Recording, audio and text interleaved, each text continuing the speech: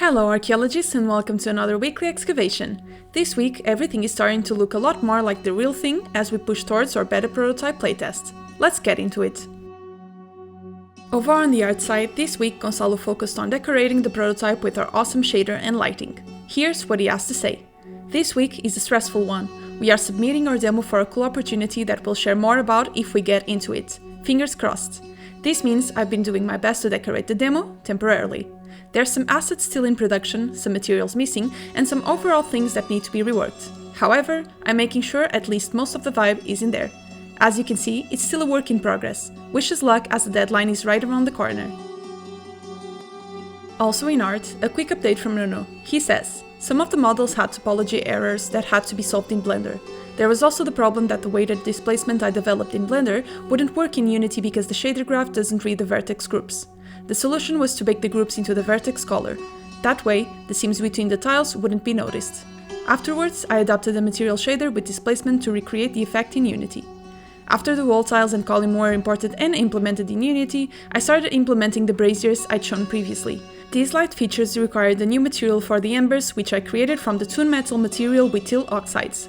The different objects that made these braziers were combined into prefabs to ease application. With these implementations, I think the project gained a relevant advancement in the visuals, and I'm already thinking about the next tiles and light features to model. In programming, Diogo spent the week polishing the prototype.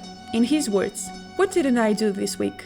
Like I said last time, I was busy getting everything in the demo playable start to finish, which meant inventories, dialogues, endings, visual feedback, text labels. And now it is done. The demo is officially playable. That was quick. It was quick because it was dirty. We have internal and external deadlines to meet, so I had to sprint ahead, but the code is messy and unfinished. Now that we have a playable version, I am tackling the unglamorous job of going back to my work and pick apart what is to be cleaned up and moved to the definitive version of the game, and what is to be left behind and forgotten. It is how the job goes, not everything is making sparkling things move. Design-wise, a couple of updates from my end this week, two very important ones. The first is that the cuneiform font is done. This image showcases a simple example of how it looks in-game. Of course, it will be then stylized to match the places where it appears, but I'm so happy with how it turned out. But above all, I'm extremely happy that writing cuneiform is so easy now.